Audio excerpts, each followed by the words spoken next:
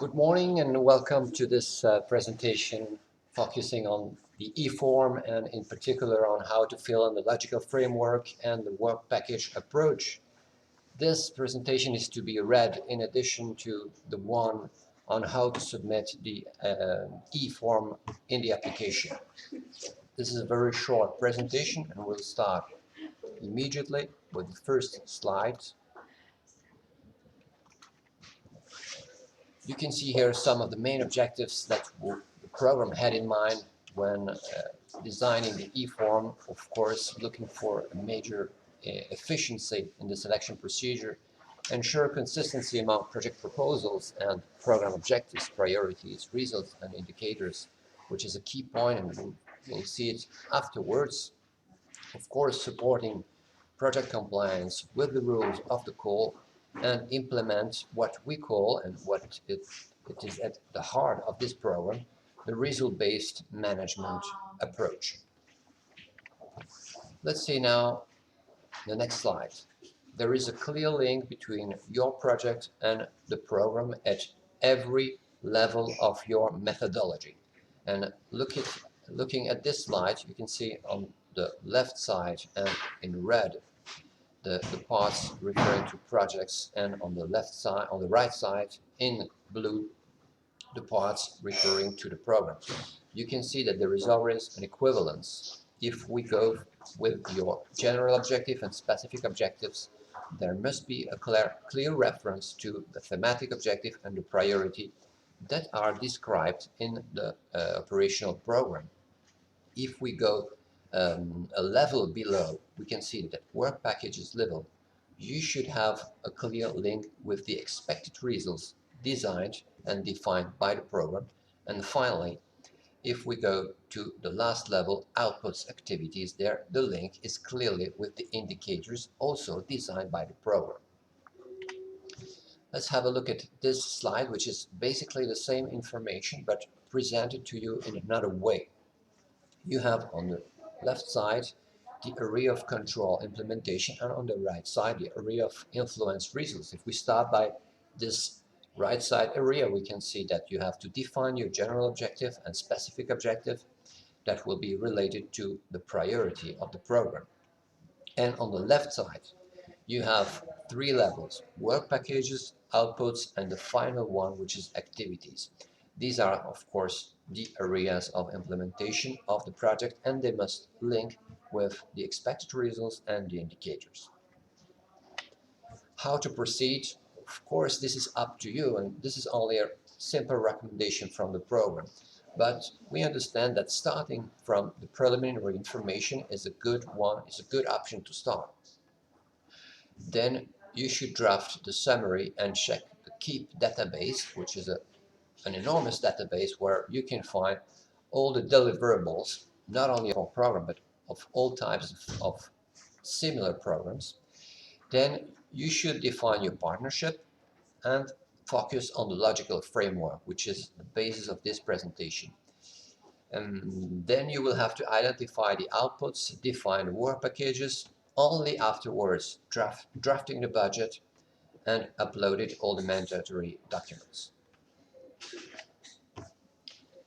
This is a reminder that you have already seen in our presentation, but it's very important that you don't forget this.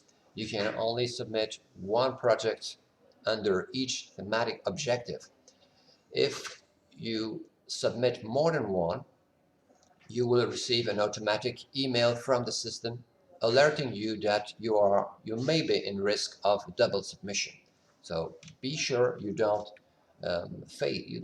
fall into this situation. Once you will be in the e-form, and please have a look at the specific presentation on how to complete the e-form, you will start with the summary, and then you will have to fill in the section on relevance. Section on relevance is pretty much similar to what we had in the two previous calls, with a few exceptions. Sections point 1.2 methodology has been added. You can now describe there how your methodology will be implemented to ensure that your project contributes to the capitalization objectives that you can find in the terms of reference. So this is new, and you have to focus quite much on this. Make reference to the 3 specific objectives of the call of proposal. The second section it has been renewed, let's say, it's not a new section, but it's more detailed than before. It's synergies. There you have to include the most relevant programs, projects, initiatives among those that we have listed in the terms of reference, especially in the annexes, and explain how outputs of your project will be in synergies with these projects, initiatives, and how you will maximize the results. And finally, the third section of relevance, which has been renewed, is contribution to policy development. You know that policy development and impact on policy development is one of the objectives of this call. So describe in which extent and how your proposal will contribute to policy development in the related territories in this section. Then you will arrive to a logical framework, and this is the heart of the project. It's clearly where you will define your strategy and your methodology. You will have 4 sections or subsections under logical framework. The first one that you have to draft, and it's an easy one. You will have to choose, well, not to choose, you will have to tell us which is your general objective and up to 3 specific objectives. Make sure you make reference to, for the general objective, the thematic priority, and for the specific objective, to the investment priority described in the program. Once you've done this, you will have to choose the reasons. Let's see the next slide, please. So in this one, we go back. You can see that only 1 general objective, 3 specific ones, meaning that you can have only 1 specific objective, 2 or 3. This is up to you. Then you will have to choose the expected results among those proposed by the program. You have to choose and to target at least 1 program expected result. So you do this under this subsection, and for each of the program expected result that you choose, sometimes there is only 1 available, but sometimes there are more than 1. Anyway, you can choose 1. If you choose more than 1, for each of them, you have to make the connection with at least 1 work package. 1 single program expected result can be achieved through more than 1 work package, but a work package can only contribute to a single program expected result.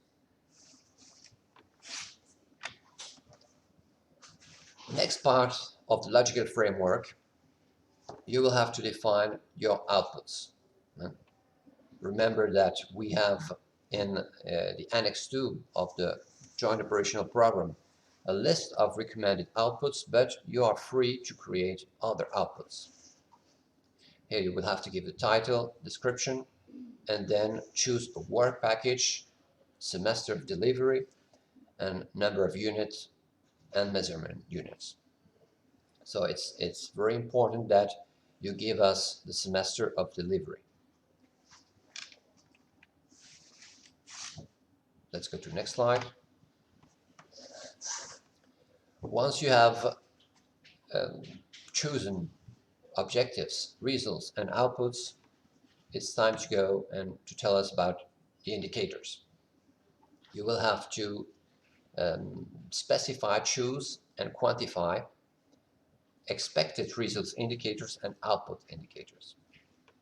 As we have seen in the presentation on how to fill in the e-form, the key document here is the Annex 2, or the Annex 2 of the Joint Operational Program that you already know, so please have this document with you when you go to that section. In this document, you will find not only the names of the indicators, but also the quantifications at program level. All you have to do is to choose the one you are going to target and to give us a realistic estimation of your quantification. Please note that for each expected result that you have chosen, you have to make the link with at least one indicator. So if you choose more than one expected result, you need more than one indicators. But if we go to the next slide, at output level, you only have to choose at least one output indicator. I mean, the normal situation is that you will have more than one, but with only one, the project will allow you to submit your application. Same thing here, you have values. In this case, you have the program target values under brackets in the section program output indicators, but you don't have the definition. So you have to go to the Annex 2 of the Joint Operational Program to see the definition and the quantification. Not all of your outputs must be linked with the program indicators. You can even have your own output indicators, but we ask you to at least target one of the program output indicators. Let's see on these slides the type of work package that we have, and you know that you may have a work package 0 for preparation, you may not. You will have necessarily work package 1 and work package 2 dedicated to management and application, where you will have to identify the outputs directly in the work packages. And this is not the case for work packages 3 to 6, where you have already chosen the outputs when you have designed, when you have filled in the logical framework. So this is a basic difference between the non-technical work packages and the technical ones. As you know, you can have up to 6 work packages, and 4 of them can be technical. This slide summarizes what you will find under each work package. Basically, work package information, outputs, budget, budget per output, which is also important. So you have to provide us a rough estimation of the percentage of each output within each work package. And you will have also a work package budget per cost category, which is an overview, basically. We arrived to the last 3 slides, but these are very important because they are related with the validation and submission. At any moment, you can validate your proposal and see how many mistakes that would prevent you from submitting you have at any moment.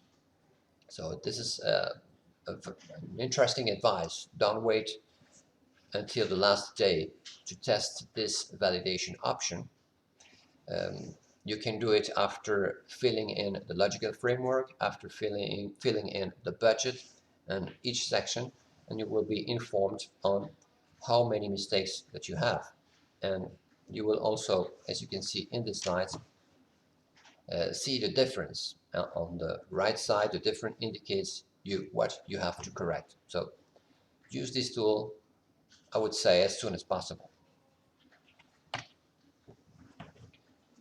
Once the application form is completed in all parts, and you will see this because on the vertical menu on the left side, everything will be in green, everything will be marked with a 100%.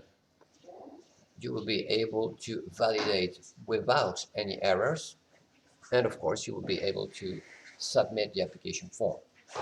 We have insisted very much in all the presentations on not waiting until the last day to submit your proposal, so you are aware of this situation. Please submit as soon as possible.